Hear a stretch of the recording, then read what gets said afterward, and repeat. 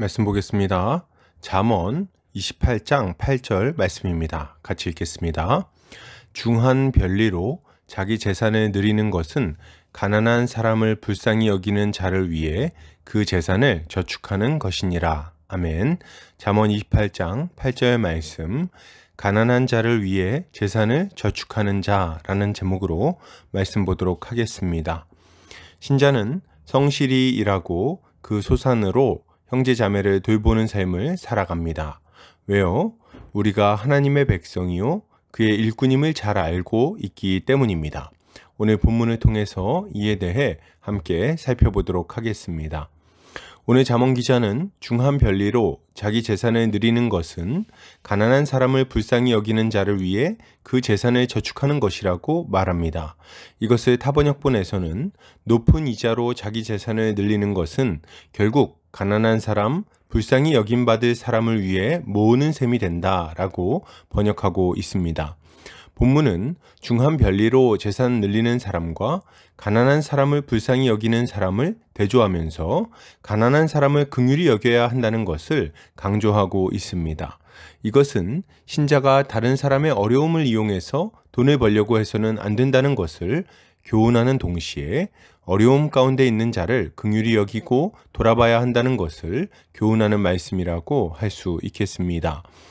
본문은 중한 별리로 자기 재산을 누리는 것은 가난한 사람을 불쌍히 여기는 자를 위해 그 재산을 저축하는 것이라고 말합니다. 이때 중한 별리는 타르비트 네셰크라는 표현을 사용하는데 이 표현은 고리, 폭리, 이자를 통한 부당한 이익 등의 의미를 가지고 있습니다. 그리고 가난한 사람은 달이라는 단어인데 낮은, 약한, 가난한 등의 의미를 가지고 있어요. 그리고 불쌍히 여기는 자는 하난이라는 단어인데 호의를 베풀다, 자비롭다, 불쌍히 여기다 등의 의미를 가지고 있습니다. 그러니까 정리해 보면 고리대금을 해서 부당하게 자기 재산을 많아지게 하는 사람은 가난한 사람에게 호의를 베풀고 불쌍히 여기는 사람을 위해 재산을 모으고 있는 것이라고 말하는 것입니다. 여기서 우리가 주목할 표현은 중한 별리로 자기 재산을 늘린다는 표현입니다. 이것은 이 사람이 어떤 잘못을 범하고 있는지를 보여줍니다. 어떤 이들은 돈 빌려주고 이자 받는 것이 뭐가 문제인가 생각할 수 있습니다. 돈을 빌려주고 적절한 수준의 이자를 받는 것은 크게 문제가 되지 않을 거예요.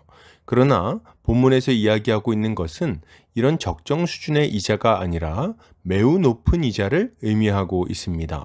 그러니까 지금으로 치면 사채업과 같이 불법적인 돈놀이를 하고 있는 거죠. 이것은 참으로 악한 행위라고 할 수 있습니다. 가난한 사람들의 어려운 처지를 이용해서 배를 불리는 일일 뿐 아니라 이 어려운 자들을 죽음으로 몰아넣는 행위이기 때문입니다. 감당하기 어려운 이자는 이 사람들에게서 미래를 빼앗아 갈 것입니다. 일상을 무너뜨리고 소망을 잃어버리게 만들어서 생의 의지까지 꺾어버리게 되는 거죠. 이 사람만 힘들겠습니까? 아니죠. 그 가족들은 또 어떻게 합니까? 감당할 수 없는 이자는 결국 그의 아내와 자식들까지도 종살이를 하게 만드는 것입니다. 또한 이 사람이 돈을 빌려주고 이자를 받았다는 것은 이 사람이 이미 먹고 살 만한 재산이 있다는 것을 알려줍니다. 이 사람은 충분한 재산이 있었음에도 불구하고 더 큰 부를 이루고자 가난한 사람들의 주머니를 탐낸 것입니다. 이 사람은 자신의 이익을 위해 어려움 가운데 있는 이웃들에게 더 무거운 짐을 지어주었어요.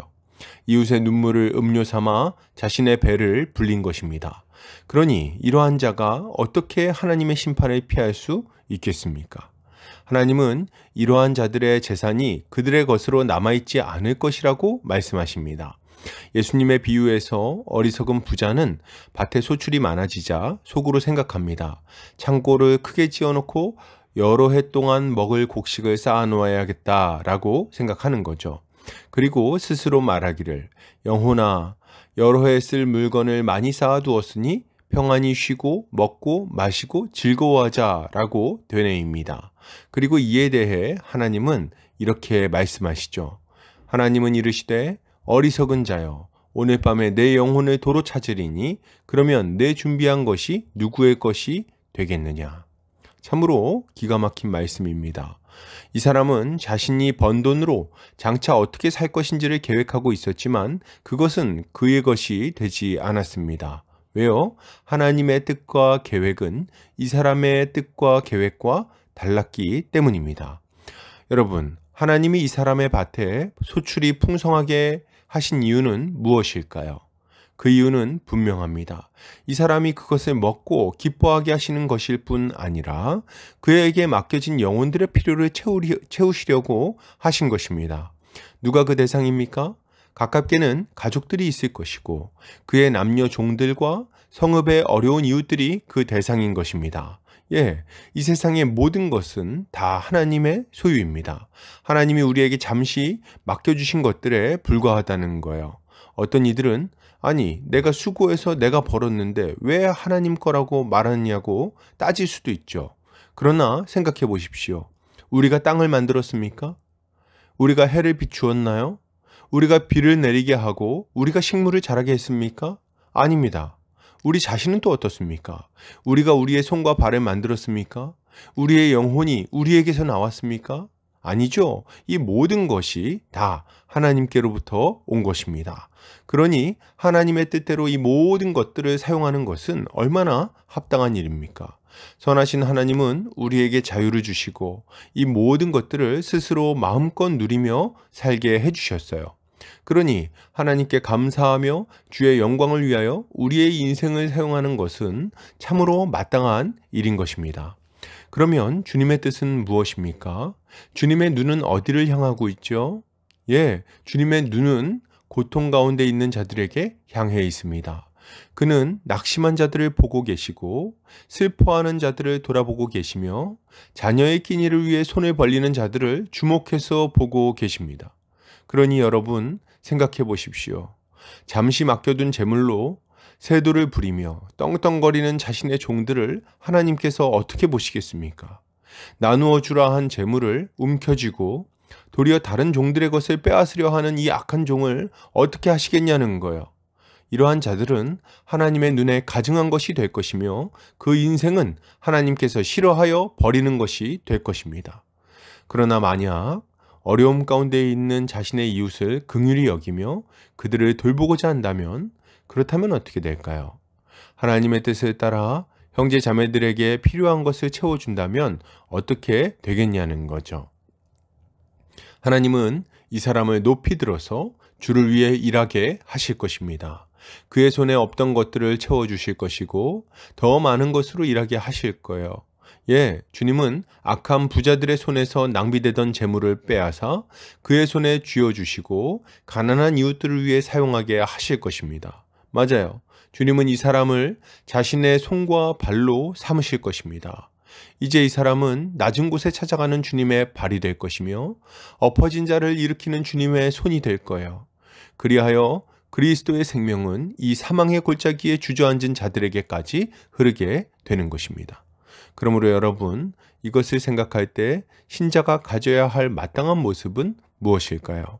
신자는 어려운 이웃들의 사정을 이용해서 자신의 이득을 취하려고 하지 않아야 되겠습니다.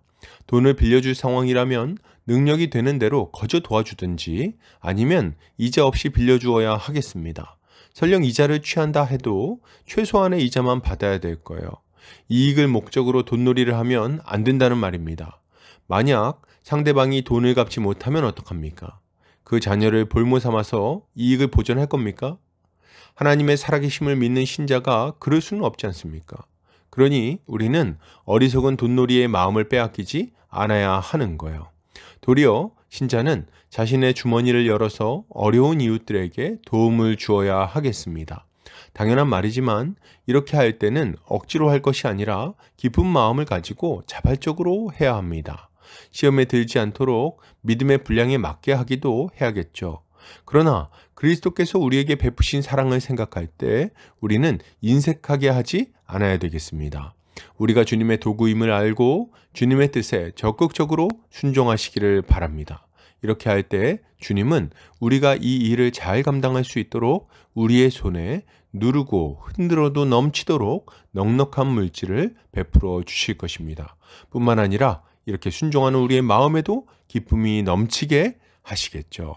이것을 믿고 살아가는 우리가 되어야 하는 것입니다. 결론을 드립니다. 여러분, 악인들의 가치관에 물들지 않으시기를 바랍니다. 성실하게 일하고 너그럽게 베푸시기를 바랍니다.